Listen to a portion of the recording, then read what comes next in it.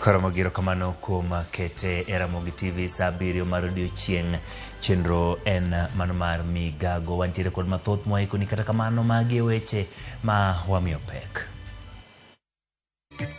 Doho kuom thuolo machielo tamore kendo golo chik machungo twak mathicho oko Rigathi Gachagua. Gavanas 5 owuok oko mar laro bedo jakom mar gavanas e kinde mathuolo mar Anne Waiguru rumo e komno. Od bura mar Senate chano kawo pach jopiny ewi paro mar medo kinde ma jatend piny bedo e loch mondo bed higni 7.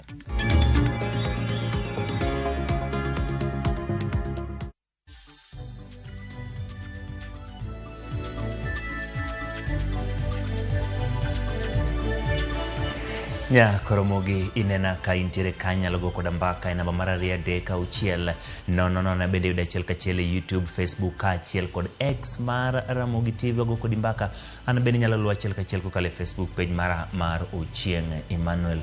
Nyalo oro pachi kuno mondo mi wasomgi kata go mbaka e weche mamoko ma opogore bed kod chakruok nyaka giko. Ka wachako ni domo malo kuom thuolo mar 2 odai golo chik mar chungo chenro mathicho ke apisi jalup jatend piny Kenya Rigathi Gachagua. Burano nochwali e doho gi Cleophas Malala kendo ne owinje kawuono e nyim jayal bura Bahati Mwamuye. Kata kamano, Mwamuye nochwalo burano ne jayal bura Chacha Mwita mondo ng'adi rieko kako biro dhi nyime. Matimore kinde ma bura moro bende ochwal madwaro mondo mi riw weche duto kod buche duto mag thicho oko e apisi Rigathi Gachagua mondo chok kanyakla kendo yal nyadichiel kaluwore ni thothgi chalre.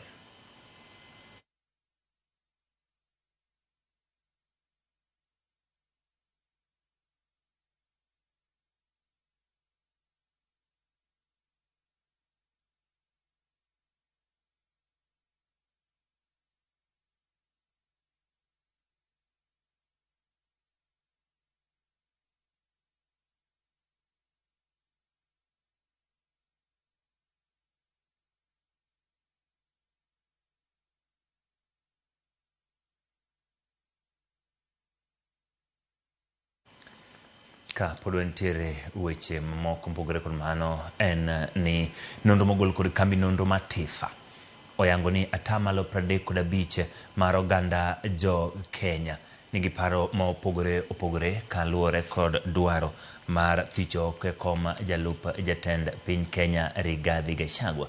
Achiel kachiel watudore kod Cleophas Oluoch mondo mi go kodwa mbaka kendo onyiswa mago motenore kod dwaro thicho oko jalup jatend piny Rigathi Gachagua kaluwore kod Tifa. Cleophas, erokamano kuom yudo thuolo ma loso kodwa. Intiere kama Tifa gole nonro machal kama, miwa ler ni to chal nade kaluwore kod nonro go?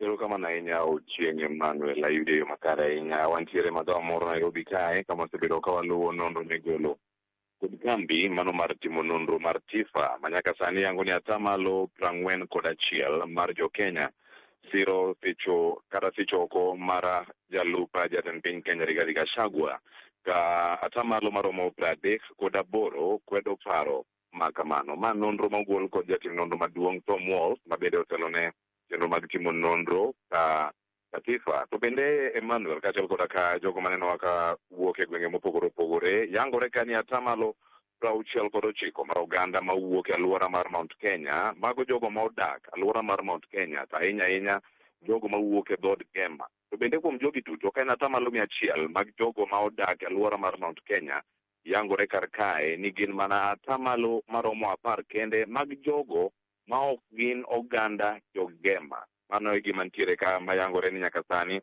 69% mar oganda ma wuok alwora mar Mount Kenya kwedo paro mano mar thicho oko jalup jatend piny Kenya Rigathi Gachagua oko mar apisi mare.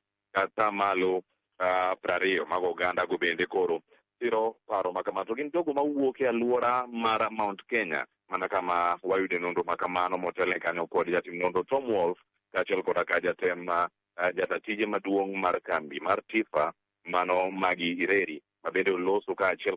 To gigi machielo bende mayangore nonro makamae mabende owach ni otime oganda mopogore opogore. Mana mapiyo iwacho ni nitie oganda mawuok Mount Kenya gi moko mawuok oko mar Mount Kenya.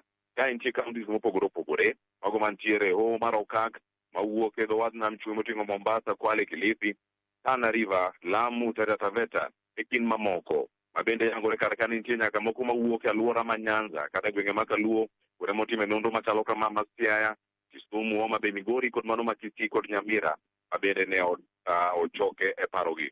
Ipenjori ka en ni nonro matimore kawuok alwora mar Mount Kenya ni kata jogo mantiere Gema iwuok e gwenge mage ma oting'o Meru kacha, Tharaka Nithi, Embu, Nyandarua, Kirinyaga, nitiere kata Murang'a, Kiambu kod mano ma Laikipia. To bende nitiere penjo machielo ma bende mienjo kar kae ni koro jok mage mosebedo ka siro kata paro mane mantiere kuom oganda magore en kama wacho kanyo ni gintiere kod mano ma giluongo ni detailed findings, Emmanuel, ma bende yangore kar kae ni jok mage mosebedo ka golo paro ma kama. Kae yangore bende ni nonro ni kaka Rigathi Gachagua osebedo ka tiyo, jok mage mosebedo kae ka sire kata jok mosebedo kae ka nyalo golo paro e wi nonro machalo kamae. Jogo mawuok e alwora mar Mount Kenya maromo 59% owacho ni Rigathi Gachagua osetimo tich e okang' mamalo ahinya kendo osebedo kotimo tich e yo maber. Mano duto kuom jogi wacho ni other regions bende mantie kama koni mopogore gi Mount Kenya moting'o regions mamoko 7. Ing'eni kata Mount Kenya nitie alwora mar Central ma bende ka iduogo ka iyud thuolo mar range ni gin jok mage mosebedo kae ka sire ahinya. Nitie jogo mawacho ni en average ma bende en 32% mawuok e gwenge mamoko mopogore gi Mount Kenya yango nonro machalo kamae. Ka bende nitiere kwan machielo nyako Ramogi Jwang' ma bende ilero kar ka ni jogo mane ogo ombulu ne jatend piny Kenya masani William Ruto kaachiel koda ka jalup mare Rigathi Gachagua gi jogo manogocho ne Raila Odinga, gin to gipogo pachgi e yo machal nade kotenore kod nonro machalo kamae maketo Rigathi Gachagua ni osebedo ka otiyo e yo mane. Jogo manogocho ne jatend piny Kenya masani William Ruto koda jalup mare Rigathi Gachagua, 22% wacho ni Rigathi Gachagua osetimo tich e yo makare. Ka 9% mag jogo manogocho ne Raila Odinga wacho ni Rigathi Gachagua osetimo tich e yo maber. Bende nitie madiere kama wacho ni en average, ma bende koro kae gipogo kwan. Emmanuel, jogo manogocho ne jatend piny Kenya William Ruto kod jogo manogocho ne Raila Odinga, 30% manogocho ne Ruto wacho kar kae ni gimor gi kaka kaka Rigathi Gachagua osebedo ka tiyo. Kama chielo bende 32% nigi paro ma opogore e wiye kae. Kaachiel koda ka jogo ma igeno kata mideo ni jok mage manyalo bedo kae thuolo manyime mar kawo kar Rigathi Gachagua. Kae kama wabedo kae ka warango en kwan mamalo ahinya mag jogi mosebedo kae ka nie tele sirkal mamalo. Ami mana ji 5 ma ideo e nonro ma kamae. Mokwongo mobiro thuolo manyime ahinya ma ideo kae nyalo kawo kar Rigathi Gachagua ponono ni othiche oko mar apisi mare. Mano Kithure Kindiki mantie kanyo kod 37%. To bang'e thuolo mar 2 mabedo maki ji 2 ma en jatend jotend migepe mabedo chung' ne tend migawo mag pinje maoko, mano Musalia Mudavadi kod Ndindi Nyoro mabiro thuolo mar 2 kod 5% ng'ato ka ng'ato. Kaeto thuolo mar 4 en gavana ma Kirinyaga, mano Anne Waiguru kod 3%. Kaeto bang'e gavana ma Homa Bay Gladys Wanga biro e namba 5 kuom jogo manyalo kawo kar Rigathi Gachagua poni ogole apis kod 2%. Mano tiende nang'o? Nitie jogo mosebedo kae ka golo nonro mopogore opogore kendo kwan ma gisebedo kae ka gigolo gipogore Emmanuel. Kendo sani nitie jogo miwacho ni jok ma gin expected next DP ka Gachagua ogol. Nitie moko bende ma gin others. Nitie jok moko bende mawacho ni ok wang'eyo ni gin jok mage ma dhibedo kae. Alwora mar Masawa, mano alwora mar Mount Kenya, yangore ni 58% oyie ni Kithure Kindiki ka dipo nogol Gachagua, Kindiki monego bed ni kawo kara Gachagua kaka jalup jatend piny Kenya. Mano ka gwenge mamoko 30% kopogore gi Mount Kenya yango ni Kindiki onego bed ni kawo kara Rigathi Gachagua. To bende Musalia Mudavadi kod Ndindi Nyoro giduto gipogo kwan marom kirango jogo mantiere alwora mar Mount Kenya kod gwenge mamoko kod 5% duto kama gintiere. Moko bende nitiere magolo paro machalo kamae, Emmanuel, kaachiel koda ka jowinjowa mag Ramogi TV giwacho ni ng'ata ng'ata ma jatend piny Kenya yiero mondo mi okaw kar Rigathi Gachagua gibiro sire. Alwora mar Mount Kenya 3% wacho kamano. Ka e gwenge mamoko moting'o gwenge mopogore kod alwora mar piny Kenya kanyo wabedo kod parogi. koro mo gijuang magi mana nonro ma pod imedo gol kar kae anga we mondo Emmanuel Ochieng odhi nyime kod weche manyien nimar wamedo luwe gi kuku mare ang' wakelnige weche manyien mabiro yagi kacha kawuono chieng' wuok tich chenro mar Rameny Piny kod mano mar Oimoro odiochieng' ma kawuono. Aduoke e studio Ochieng' Emmanuel. Erokamano Cleophas Oluoch, imiyowa ler makare kendo ifuonono matindo tindo e paro madwaro thicho oko jalup jatend piny Rigathi Gachagua kan atamalo 41 siro 38 kwedo modongo pod nitiere kod to gikia kuma gichung'e kendo nyaka paro motenore kod jogo miparo ni poni Gachagua othich oko e kom to ng'at mane magi ne onego kaw kare mano jatend migawo mar arita kwe ma iye Kithure Kindiki. Mathoth Cleophas osingo kanye boyude weche manyien mar Rameny Piny godhiambo kaachiel kod Oimore. Mano Cleophas Oluoch. Kawadhi nyime, jod bura par mowuok Kimbo mar Kenya kotelni kod jalup gavana ma Kakamega Ayub Savulo oriwo lwedo kendo siro paro mano ma dwaro keto kom jatend migawo mar arita kwe ma iye Ngire Kithure Kindiki mondo mi okaw kar Rigathi Gachagua. Jotelogo oseyango ni jatend piny osenyiso pogruok ma kind oganda ka jatelo kata kamano nyiso sir ne jatend migawo mar arita Kithure Kindiki mondo bi okaw komno ka Gachagua gol. Bende gilero ni gibiro siro lwedo jotend migepe Musalia Mudavadi ilaro tend piny Kenya e yiero mar higa ma 2032. Pendekezo inasema kwamba deputy president ambaye atachukuliwa next ni Professor Kindiki, na hiyo inamaanisha Professor Kindiki akitoka, inamaanisha hiyo kiti ya ministry ya national internal security hiyo ikuje sasa Western province. Yeye anakaa tu Mount Kenya, mlima vitu gani? Mimi na support impeachment ya Rigiji akwende nyumbani. Na sisi tu tuna heshima kama Wakenya wengine. Kama hiyo kiti Ruto alinegotiate na watu wawili ya deputy. Sasa alinegotiate na Rigiji na nani mwingine? Na waziri Kindiki. Let's be fair. Sisi jamii wa Luhya. Let us be fair.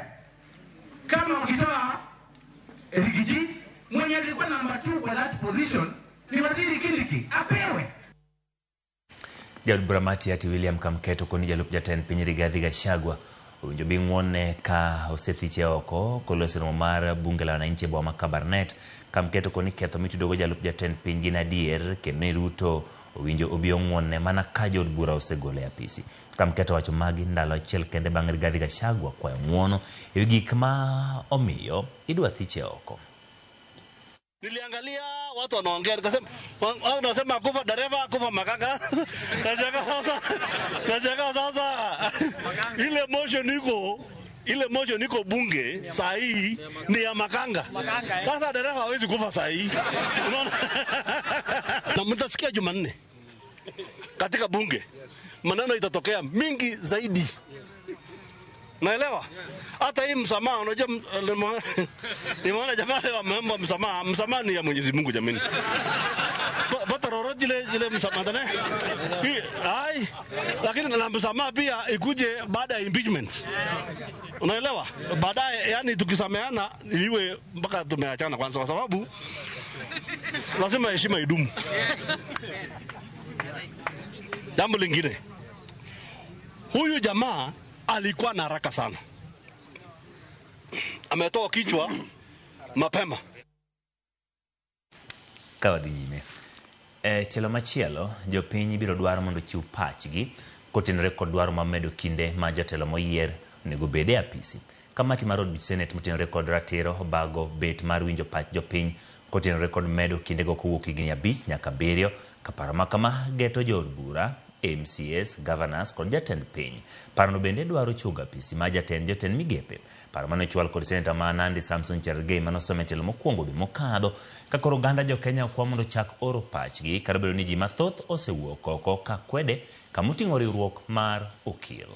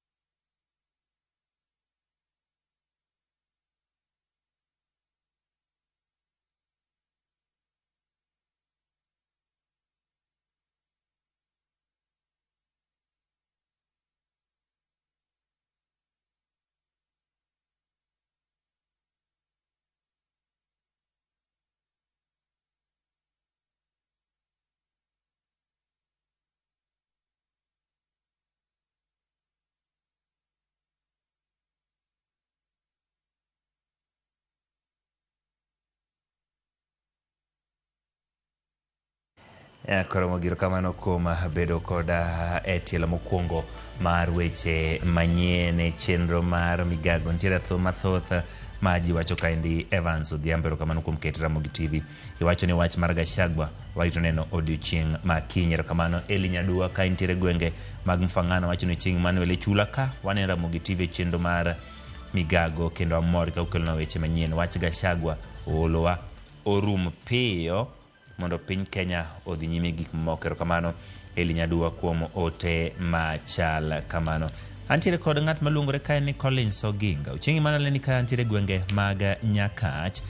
Collins wachona kaendi ni weche manyien chopone eyo makare mane chenro mar migago. Kamano kuom kete Ramogi TV. Nyakoro mga juang kikidhi mabor kwa duogo pod antiere kod mathoth. Bed king'eyo ni governors e riwruok margi timo yiero ji abich gin mago mosewuok oko malara komno. Wabong'eyo ni to chal nade yiero no kwa tuda achiel kachiel kod lipota marwa Eric Owenga kikidhi mabor.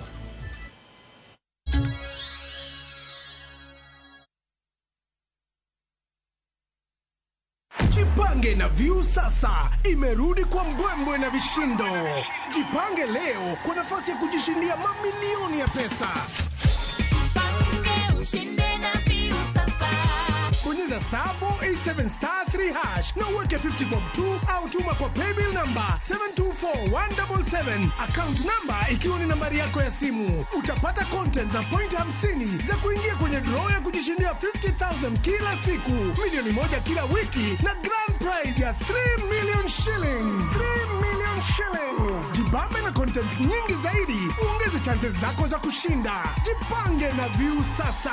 Weka 50 bob tu na huenda ukajishindia 50,000 kila siku, milioni moja kila wiki na grand prize ya milioni 3. Shinda mamilioni, mamilioni. Sheria na masharti kutumika. Imeidhinishwa na BCLB number 0000130.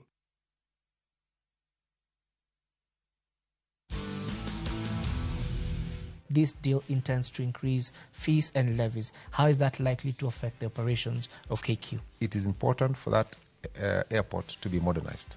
In fact, it is urgent. Profit after tax is down about 12%. What happened? This is driven primarily by finance costs, because within the year, interest rates have been very high, especially in Kenya and in Tanzania. We have been in a period of monetary tightening. How has that impacted the kind of investment and the decisions that investors are making? Clients who are already holding Kenya government bonds should continue holding, because it's likely that as the US and the rest of the markets lead in rate cuts, so will Kenya follow. Market Pearls with Jimmy Mbogo on Citizen Digital under business category. Citizen Digital.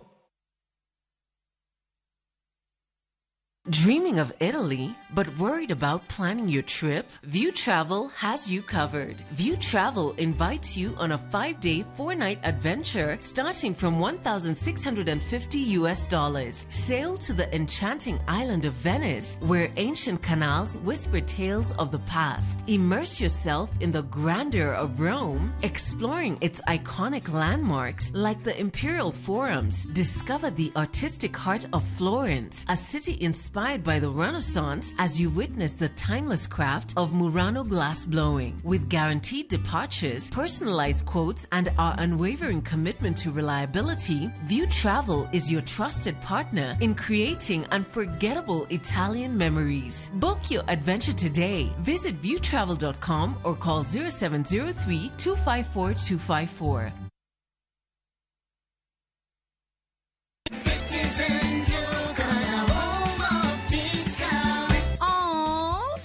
Little babies are such joy to every home. Na sasa, Citizen Duka, the home of discounts, inakuletea the sweet baby package from Quickmart. Winnie's Total Afya 1 kg, 270 down to 250. Nipnap Baby Diaper Junior size 5, 999 down to 799. Toto Baby Wipes 140 down to 112. Dove Baby Lotion 755 down to 378. Dove baby soap 75 grams, 225 down to 113. Packing bag 40 shillings. Ukinunua hii package kwa Citizen Duka, utalipa only 1,691, meaning utasave 748 shillings. Piga *487*5# na ulipia saizi. Ka stock bado iko. Ukishalipa utapata confirmation message ya kukwambia you can go to any Citizen Duka counter katika Quickmart supermarket yoyote yenye iko karibu na wewe. Unangoja nini? Sulipia saizi ndio enjoy discount yako ka stock bado iko. Citizen Duka, home of discount.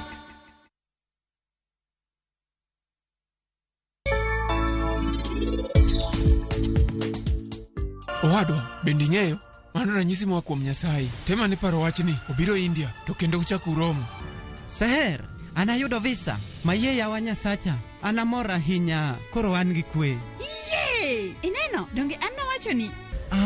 Really sorry, kiwacho adier. An gi tich moro malong'o ahinya, koro an ok abibiro. Ok abibiro e nyombo mari. To ok abibiro nyaka e arus.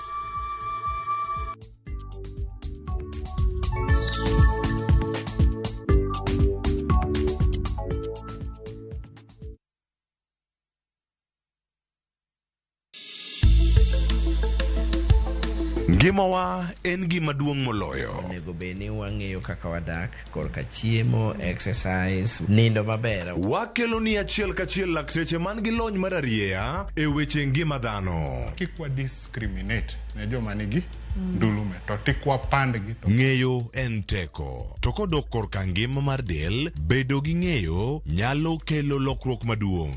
Wacho ni kendo Ruth pile ni e penj laktar kaindi chiemo watiyo godo mondo wageng tuoche. Wabiro wuoyo gi ji e yo mabiro mulo chunyi kendo miyo pachi yawre. Obwongo gi del gin ga gigo motimre nade moriwore.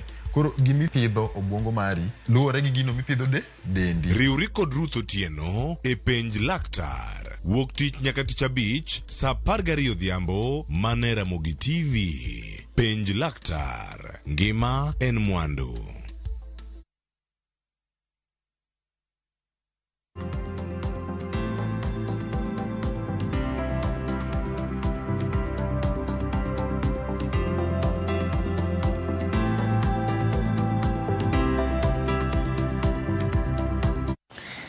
Yakwara kamano kumedo kete Ramogi TV chenro poden mar migago kaka nasingo ni nobro tudore kanyo kod Eric Owenga. Riwruok mar governors timo yiero ma jotelo maggi manyien. Ma en bang' ka thuolo ma tich ma jotelo ma sani ni e duolno koro oserumo. Ma Gavana Ahmed Abdullahi Mawajir, Mutahi Kahiga Nyeri, Johnson Sakaja ma Nairobi, Joseph Ole Lenku ma Kajiado kod Mudhomi Njuki ma Tharaka Nithi duto laro kom mar gavana. Jafamo maro Eric Owenga luwo wachno kendo koro watudre kode achiel kachiel. Eric Owenga erokamano kuom riwri kodwa e chenro mar migago. Governors timo yiero, lerano ni to chal nadi e yiero go, jomage molap dhogi ne ndong' ne kom, jomage mawuok e apisi, to yiero ni biro rumo kinde marom nade, bang' kinde marom nade, to ang'o manyalo wuokie?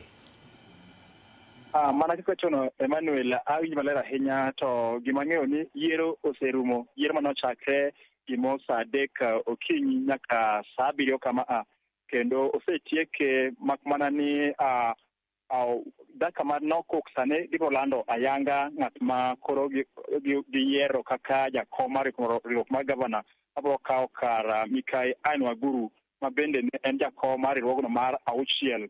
Koro yal mi yiero bichi makawuono en mano mar 7. To gima nyang'eyo Emmanuel en ni yiero makawuono gima ni matuta ahinya ne en mano kalure ni gwenge ma Kenya ka chalo. Kech wang'eyo ni kuom thuolo 2 mokalo ne wan kod Martin Wambora mana ok gwenge ma Central Kenya, sane wan kod Anne Waguru ma ok gwenge ma Central Kenya. Koro mbaka manego iye kacha chande kod jotelo kaachiel kod gavana manen Kenya chande nen gi gombo to wang'ni kaber to ging'eyo ne gwenge mamoko ma inya terie komno ma bende wenge mang'eny ne ng'iyo gwenge ma Wajir kuma gavana ma iluongo ni Ahmed Abdullahi Wokiem ma bende gie sani en jakom mar duondno.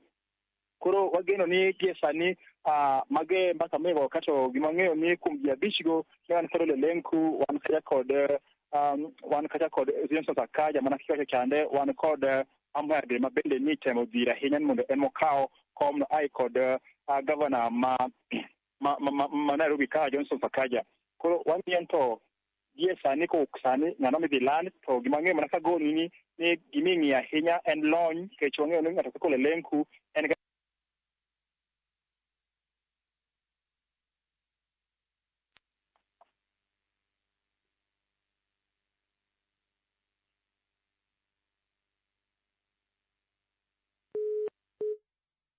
Ramogi tudruok kwa kod Eric Owenga ong'adre mana matin kata kamano gi sani manen jakom mar governors mokadho Anne Waiguru koro twak wawinjane. Projected revenue for budget implementation in the financial year 2023-2024 amounted to 564.5 billion, with 203 billion, which is 36%, allocated to development expenditure, and Kenya shillings 361 billion, which is 64%, allocated to recurrent expenditure. This met the fiscal responsibility principle under the Public Finance Management Act, requiring allocation of at least 30% of the budget to development expenditure. The total revenue consists of equitable share allocation of 385.4 billion, additional allocations from both national government and development partners amounting to 46.36 billion, projected on-source revenue, including facility improvement funds of Kenya shillings 80.7 billion, and 42.26 billion of unspent funds carried towards the year 2022-2023, along with 9.69 billion balances in special purpose account. Out of this allocation, a total of 354.59 billion was disbursed to county governments as equitable share, equivalent to 92%, and 29 billion of 46 billion additional allocations from development partners, representing 62.7% of the total allocation. However, the National Treasury did not disburse 30.8 billion of equitable share relating to the June 2024 allocation for the financial year 2023-2024. Additionally, the National Treasury did not disburse the following conditional grants by the close of the financial year. Supplement for the Mano kanyo manen jatend joni jakom mar riwruok mar Governors Anne Waiguru somo weche motenore kod counties to kod omenda ma ichwalo. Wabiro bedo kod report machal kamane chenro mag rameny piny odhiambo ma kawuono. Ka wadhi nyime e county ma Homa Bay kama lit gi kuyo kwako en jalupo moro ma jagni 23 otho e nam Lolwe bang' lweny muoche kindgi ka gilaro kama owe thenge ne nyuolruok mar rech. Kaka jafwambo maro e kaunti ma Bay Ali Abich lero, menyo mar ringre jalupo no dhi nyime ka familia mare kwa piny owacho mondo yie okonye timo nonro mar mako jolupo ma itudo gi tho mar wuodgino. Lwenye kind jolupo mawuok e dhowath Malele ka chud bura ma Homa Bay Town gi jowetegi e wedhe moko mantie ward Malambwe ka chud bura ma Suba North osebedo ka jimbore kendo osekelo tho mag jolupo ariyo e dhowath Malela e kinde ma gidhi nyime kod chenro mag lupo e nam Lolwe. En lweny manoweyo ka jalupo Jacob Odira ne owito ngimane bang' ka lweny ne omuoch e kindgi kod jowetegi e wi kama rech nyuol e nam Lolwe ma okiyo kod wedhe ma Kamuai, dhowath Mandhuru kod mano Masikri ma yudore ka chud bura ma Suba North. Michael Okoth manotonye kinde masirano lero kaka ne omonji kod kite nam Lolwe manomiyo nyawadgi nolwar e pi mowito ngimane bang' kane osegoye kod kite kinde masirano. Wan e kor pi yo Karachuonyo to yiedhi ariyo de tuj moting'o dhano ma achiel ne oting'o dhano 20 gi wiye achiel 10 gi wiye to ka gichopo buto machiegni to gidonjo makuom ni kawuono ji negore to wapenjo kendo watim ang'o ni kawuono wanego adier kaka ne giwachono ginego ng'at achiel kuomwa man gigo wiya gi kidi onding'a gigo gi kidi gi chupa kong'o gi ting'o mang'eny gigo sana gin yiedhi ariyo yie mar ariyo yiendhoro ogweng'ano kaka yiendhoro ogweng'ano mosiko yiendhoro kalo dhi gidong' gi Sikrino wambe gichak gigo kanyo gi kidi ma gikawo tankswa gifuelayen gibedo go korgi. Yie mane jolupogo tiyogo ne okethore kinde masirano bang' kane omonji kod kite kaachiel kod gi lweny moko magalagala kata kamano noduogo res 4 kuomgi bang' ka nyawadgino ne osewito ngimane. To koro bing' ni ne gin gi ospas madongo moyo mekewagi gi jukowa mapiyo piyo to gichako bawa gi kite mana ni kawuono wanego u to madar mane wan godo mane riembo yie openjo ni to unego wan kichang'o watim ang'o ni kawuono wanego u nyaka utho. Gichako bawa gi kite gi chupni magi go wi madar. Tend dhowath Malela ywak kaluwore kod medruok mag maunde nam Lolwe kaluwore ga pedha ma giwacho ni jolupo moko time nam Lolwe tok chik ka gikwayo migepe mag sirikal ma ochung'ne rito nam Lolwe mondo oyie oresgi. Atimo conversation gi jokamwai ne gitemo wacho ni jowagi nodhi breeding zones gi kuma girite rech. Nyen manothono en jahiga 23 oa Kanyamwa kaumko Mungu pok obedo ka ok en member wa kama yani pok obudho. Setieko ndalo 4 kende beach ka. Koro mane shida ma wan godo ka. Koro an gima nakwayo sirikal mondo okonywa manyo maiti na mondo wayude. To kendo gima wacho en ni jo patrol team wakwagi mondo ka patrol kaluwore gi chik giwe ting'o crude weapons. Menyo mar ringre jalupo no dhi nyime ka familia mare kwayo sirikal mondo oyie okonygi ko nonro matut mar mako acheje matudo kod tho mar jalupo no. Tiere joma osetho e bijwa ka to kawo ne action to nyathini en kich min gi nonyuole ng'at achiel to min gi notho chon wuon gi mosebedo ka chandore kode manyo miyo ka nyoringo biro ira to nyo onge kama nyalo yute nyang'ise ga ni beda karwa ka mondo imeny karwa ka. Koro akwayo sirikal ni kapono yie to luna laini mar tho nyathini. Ali Abich, Ramogi TV, Homa Bay. Doma mali boma mana nyuki ogolo chik ne duol mar yiero IBC kachiel gi duond bura mar UDA mondo yier ji ariyo achiel ma ochung' ne mine gi mano mochung' ne jogo modak kod ng'ol e od bura ma kaunti no. Ma chik mogol gi jang'ad bura mar Kithinji bang' duol mar IBC gi duond bura mar UDA donegi gi Esther Ndung'u bang' rem luwo chik kendo rem cholo nying jogo mochung' ne mine gi jogo modak gi ng'ol e od bura kochakore higa mar 2022. Bedo jariyo od bura mamalo male kipe biro chwalo malo jo od bura ko 25 nyaka 27. Kama bende biro chuno gavana mar kaunti no Joshua Rungu medo jotend migepe ko kabiro nyaka boro. I shall always truly and diligently. I, Stephen Derito Kamau, do swear that I shall always truly and diligently serve the people and the Republic of Kenya in the office of County Assembly Member of Laikipia County. Catherine Nyokabi Kibwe, do swear that I shall always truly and diligently serve the people and the Republic of Kenya. You are now mandated to undertake any other activity of the House. Having undertaken the business of administration of oath or affirmation of office to members, we shall now proceed to the next business, which is the election of the Speaker of the County Assembly.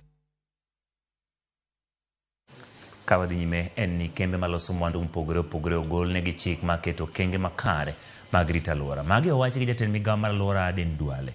Maro ni biro neno ni oluw chike mar puko taka kayo kedo gi taka ma ipuko e aora ma Nairobi. Nowacho magiro mwano kelo kanyakla jokanye sekta mar arita mar alwora kamano nyisi oganda jo Kenya en ting' mar ji duto maneno ni alwora orit makare.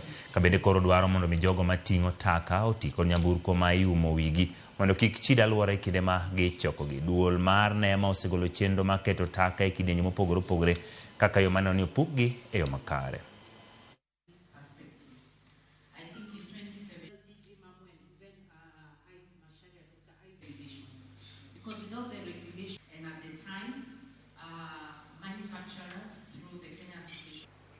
If you are a garbage collector for the Nairobi City Council, you must tell us, number one, where you collect from, and we track you all the way to where you're going to dump. All the garbage they collect, they dump in on Nairobi River. You have marked how many places? Nearly the whole entire river is a dump site. The EPR, the Extended Producer Responsibility, more than ever before is going to be one of our key things that the CS is going to deliver.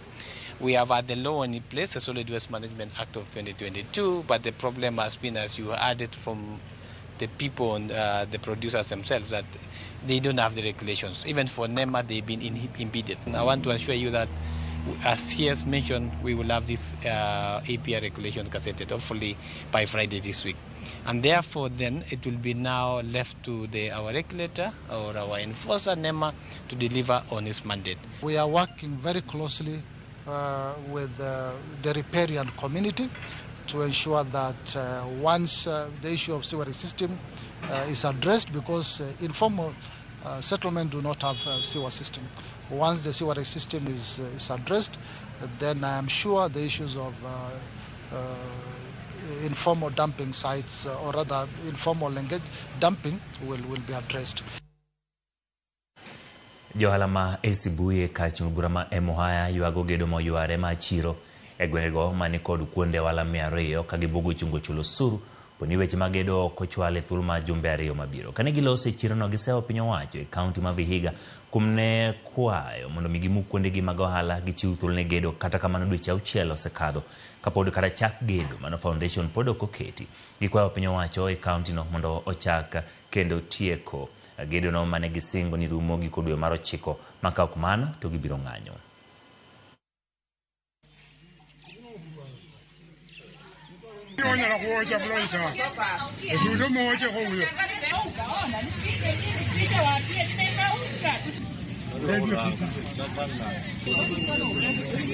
Na saa hii tumekaa karibu wiki moja, hatuna stima, tumepiga simu Kenya Power, tumetafuta usaidizi Mbale, imekuwa ngumu. Mpaka saa hii hata tujui tufanye nini. Transformer ndio hii ililipuka. Mvua ikinyesha maji inaja sana hapo, hata unapata wenye ushuru wanakuja kututoa ushuru na tunalipa tu, lakini pene tunakaa sio mahali pazuri. Unapata hapo mahali hata tunapata magonjwa. Tunagonjeka juu ya magonjwa kutokana na maji. Sasa tunasema serikali ituangalie. Tuko kwa soko na tumewekwa nje. Na huko nje penye tunawekwa hatuna mahali pa kwenda. Tunafanyia biashara nje. Mvua inatuua huko nje. Na risiti wanakuja kututafuta penye tunaenda kujificha na tuna mahali pa kujificha, wanakata risiti. Sisi watu wachie nafasi mpaka wakati watakuja kutengeneza soko. Ndio watume watu wa risiti wakuja wakatukate risiti kama tuko kwa soko. Tena security ya area hii mbaya. Watu wameweka vitu kando kando, mahali penye imewekwa watu wanabomolewa. Sasa mnataka watu wapeleke vitu nyumbani ndio warudi wakiuza. Maaskari kazi yao ni kuzunguka tu hapa wakitafuta chang'aa. Hakuna kitu kingine yenye wanatusaidia na kuvuruga wamama wenye wanauza vitu na mambo ya makaratasi.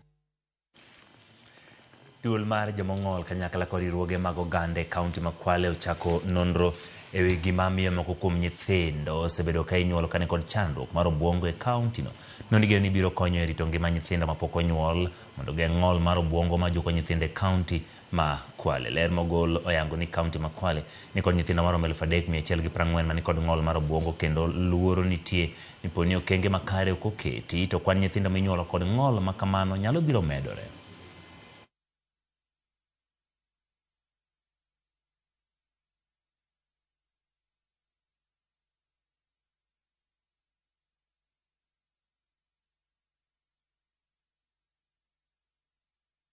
Tunajaribu kuangalia, je, ni sababu gani ambazo kwamba zinaleta ulemavu? Je, zinaweza zikakingwa mapema? So ni jambo ambalo tuko sahihi kwa meza tukijaribu kuangalia ni vipi tutafikia pale mahali ambapo tunaweza tukafanya research nzuri kuhusiana na hii element ya mambo na disability hapa Kwale County. Maanake tunaona kwamba unyanyapaa katika hii jamii yetu bado huko. Bado watu hawajakubali kwamba ulemavu hasa wa cerebral palsy ni shida ya ubongo. Bado tunaamini kwamba kuna shida pale, aidha jirani amefanya kitu ama kulikuwa na makosa fulani, Mungu hakutupenda zaidi, lakini tunatumia hizi the structures which we have kuhamasisha watu, kuambia kwamba huu ni ulemavu uko. Mimi mwenyewe niko naye mlemavu, yuko 3 years kwa sasa. Changamoto zenye napata ni ukaze moyo, lakini usipokaza moyo utamwacha nyumbani, maana hata uwezolizwa. Huyu mtoto atakusaidia na nini? Ni ulemavu ambao una mahitaji mengi sana, na mahitaji muhimu kwao huwa sana sana ni mazoezi ama therapy, na pia upande wa madawa, na pia upande ule wa diapers. Kama baraza tumeweza kuanzisha program ambayo itakuwa inalenga hizi sehemu 3. Ukiexpose yule mtoto anaweza akapata msaada zaidi badala ya kumficha pale ndani. Accept vile yuko, kwa sababu hivi sasa tunaona katiba yetu inawapatia nafasi nzuri sana ndugu zetu wenye uwezo maalum. Na pia ukielimisha mtoto, muelimishe tu kama mtoto mwingine yule aliyoko pale ndani ya nyumba. Jopur e boma ma Garissa ywak bang' jal moro magikoni kod mwandu buogo madaro gi e lopgi. Oganda go magin jopur e puodho ma Maram 2 koni jalno ni kod tim matiyo kod apisas mag obila mondo gidari lowo maromo eka 150 ma ikoni en lowo mane owenegi kod kweregi. Giramo ni ok gibi wuok e lobno kaluwore ni gisebedo ka gidak kanyo kendo onge kama ginyalo dhiye, ka koro gikwayo apisas mag arita mondo odonjre wachno kendo siemo obila mondo kik gibed joma itiyogo e chopo dwach ng'ato owuon.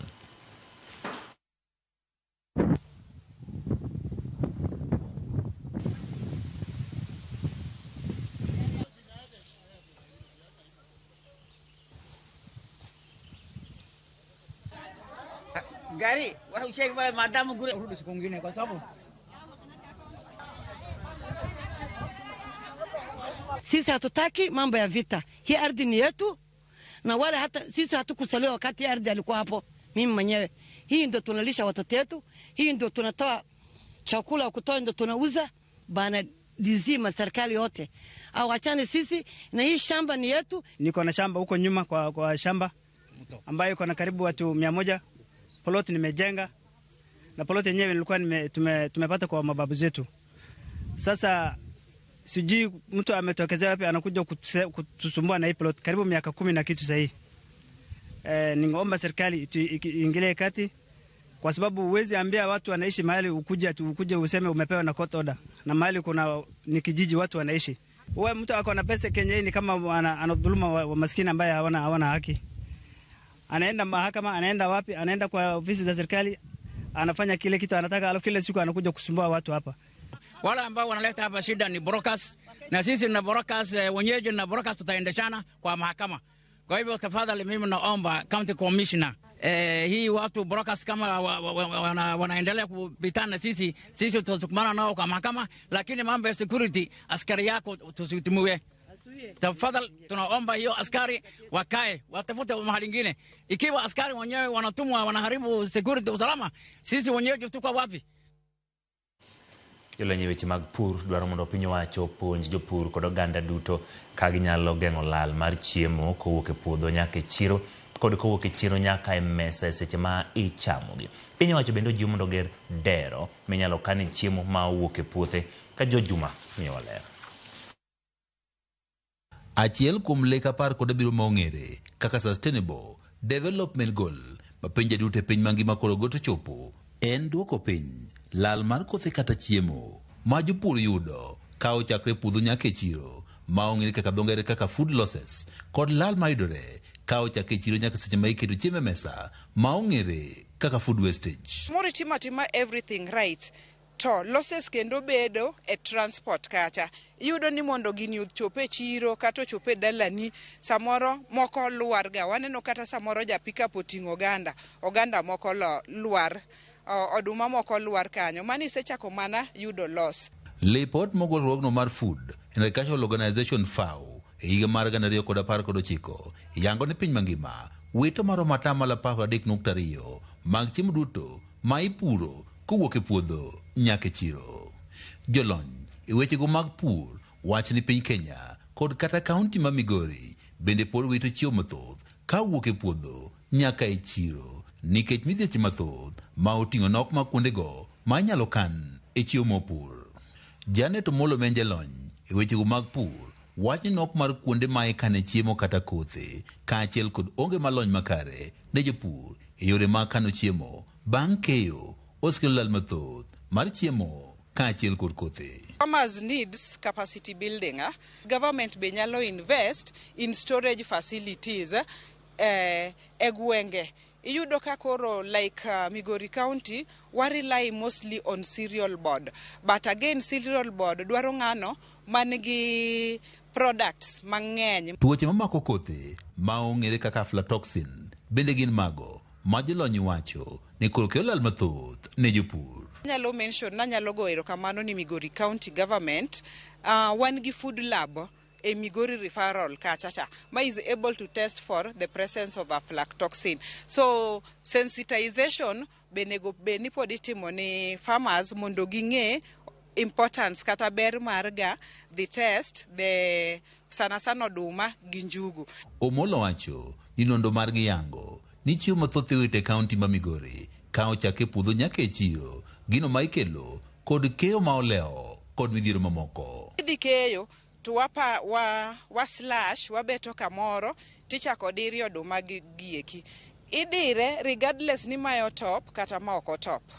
Koro jolony wagi harvest service providers gin gi equipments kaka tandarua ma gibiro godo kendo gipogo motop iketo yorgi mabeyo iketo yorgi. Kao pogore kod lal ma chiemo kao chakre puodho nyaka chiro lal mathoth mar chiemo bende koro timore kao chakre chiro nyaka sechego ma iketo chiemo mesa. Lipod mogorruogno ma United Nations Environmental Program kata UNEP higa mar 2011 yango ni chiwo maromo tons milion 131 menata malo 17 mag chiemo duto ma inyuolo kata ikayo e piny mangima koro lal kao chakore chiro nyaka sech mikete mesa. Atamalo 61 mag chiemogi iwito e ute mano mabiro ka chiemo puki nikech utede mathoth kata we mokethore. Nondo yango ni e piny Kenya ng'ato ka ng'ato wito chiemo maromo kilogram 141 e higa ka higa. Kwano bende ni malo mokalo ka ipimo kod piny mamoko. Mae biro ka ng'ato otoko chiemo mathoth moko nyal chamo duto kendo puko ma odong'. Kata bed ni pinje madongore kaka Kenya pod nitie kod nok mar chiemo manyalo pidho ganda, lipot yango ni pinje madongore gi wito chiemo mathoth ma oloyo kata mago ma osedongore. George Juma, Ramogi TV, Migori. Aya, en saa mar nyiero, mana kaka juma ka juma wathung'i gi nyiero e weche masako it mag juma. Jafwambo marwa Walter Nyambago Ikonong'o jumani.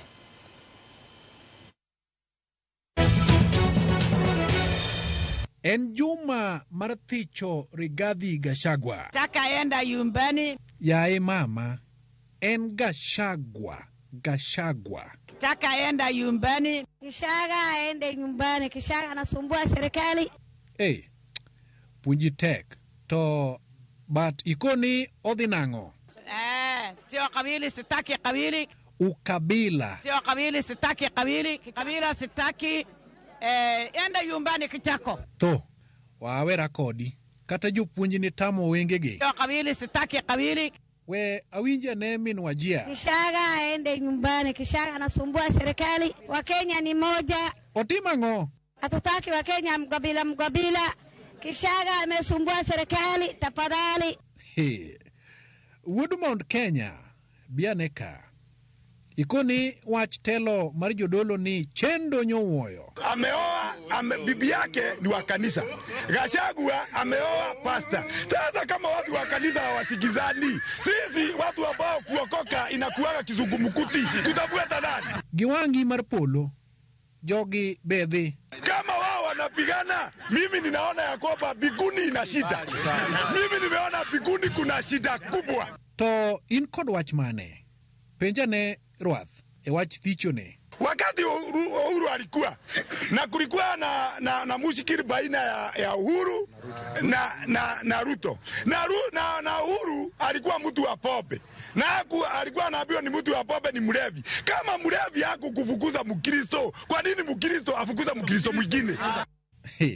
Ya wajo Kristo kendo. Kama mlevi yako kufukuza Mkristo, kwa nini Mkristo afukuza Mkristo mwingine? Madhe, watch bottom up ni wachang'o. Akasema bottom up. Kwa hivyo bottom up inamaanisha alikuwa anatuinua miguu juu, pesa zimwagike achukue. Ni bottom up obet nade? Alikuwa anatuinua miguu juu, pesa zimwagike achukue. Okay, sawa. Kare we wadhi ane Siaya. Wach moro tek Siaya ka. Wan okwejo ni kiniminya lutwe tonde ndara ni hesowa. Okay be, ang'o ma omiyo idwa wang'o dero? Juturu nyicha waneno makne. To utimang'o? Kaka nyange mne Raila Odinga imukelonwa ni mondo miyo nyangwa mondo waduok teko mar okimi piny. Wolololololo. Mondo miyo nyangwa mondo waduok teko mar okimi piny. Nyangi kendo. Orengo owacho ni nyange nyaka chul 1000. Jopeoda boda wiego. To mano rach. Wan watamre ni dak nyangwa 1000 ka Raila pok owacho ni nyangwa 1000. To wach mar nyangwa 1000 otimre nadi? Koro udwa timo nang'o? Jothurwa wan jok machandre maswedre mnag piny gi siandagi. Wan watamre ni dak nyangwa 1000 ka Raila pok owacho ni nyangwa 1000. To wach mar nyangwa 1000 otimre nadi? Wan gi welo osiepa obat. Jothurwa wan jok machandre maswedre mnag piny gi siandagi. Okay. Bomas of Kenya. Ama ni kutanganisha wote wawili waende. Ukoni kufa makanga kufa ngoa. If they have to go, if refugee have to go, then also the president has to go. Aya, Gachagua, jogi chalni odi madiny. Kwa ng'wono wuod Murema. Find it in your heart to forgive me. Find it in your heart to forgive me. Mago e masako it gi Walter Nyambaga. Ramogi TV.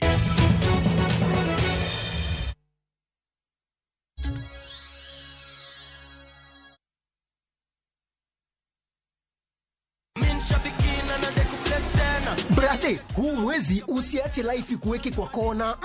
Kama hivi shabiki.com tukupeleke na rada Boost account yako na 3 million in cash prizes on Shabiki Aviator. Kaza ndege yako to the highest multiplier, shinda 50,000 kila siku, halafu grand prize ya 350,000 Kenya shillings kila wiki. Runway iko so clear. Usiache pesa ikupite. Jiomoshe na Shabiki Aviator. Shinda 3 million in cash prizes. Not for persons under the age of 18. Authorized and regulated by BCLB license number 428.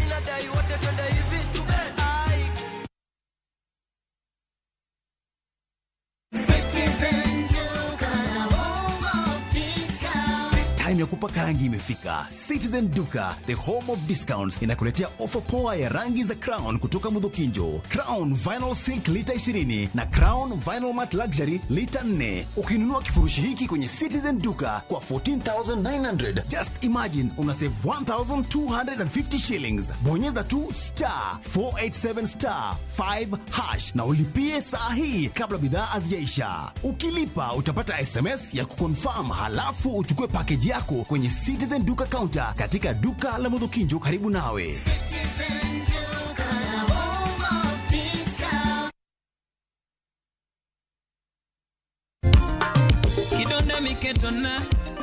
Kidonda miketona niwecherage.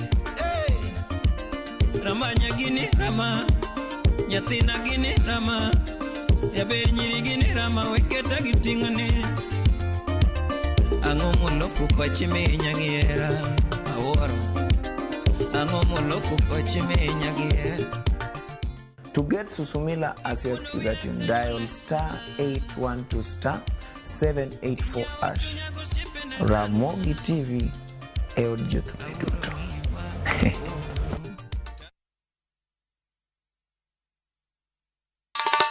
Ma e chenro makeloni danji maliet. Ma e chenro makeloni weche mamolo seche duto. We are only beating job. Kik od belo bai. Kabuona kwa moral mar ndakel belo kaka winjore. Ma e chenro makeloni duond yawuoto nagi. To wakwa rowere bende kiyudo matin kiki chamte ikungo. Duond mine kaja odi miyo nigi pesa malo dichuo. Support. Kodo hala. Gimotimo as a fashion house, we measure in both ladies gi chuo. Mane mbak ndalo chakre wuok tich nyaka tich abich saa 8 odiochieng'. Mane Ramogi TV.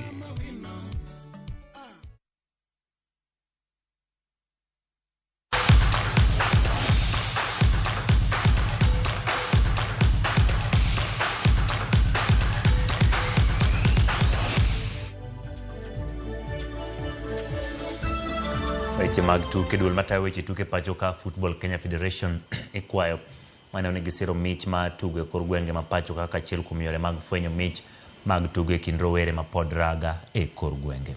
Ma biro kinde ma riwruogno ikore ne bago yiero mare dwe mar 12 higani. Gino mochan ni biro bagi nyaka e kor gwenge kane olose ka chung bura ma Ugunja sa nyasi machiwo kombe kod mich mamoko ne joloch mag piem mar Dan Nyibile Cup. Dan Nyibile nokwayo jotelo ma pacho ka mondo osir klepe matindo ma yudore e kor gwenge mopogore opogore mane ne giyango kendo bero mich maggi.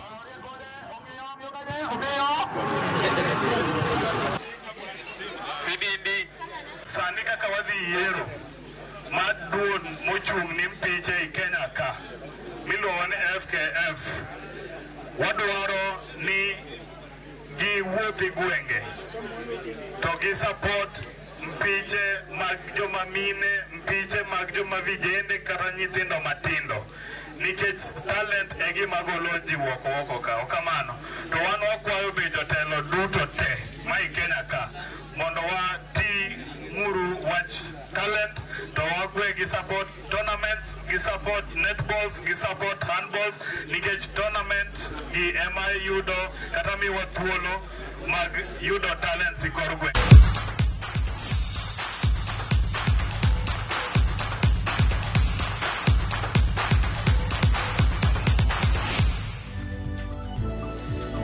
Koro mwegiro kamano kombero kode chakruok nyaka giko e chenro mar migago mag mesa maka weche manyien ne obedo gi thuolo mar e kunduchi makauno. Walter Nyambaga awuori kata kamano erokamano kumiyo Masako It miyo wabedo kod mor chieng' wuok tich to kod chieng' Jumapil godhiambo. Monere kendo kochopo sa 10 chenro makagi kacha inga uchieng' mane.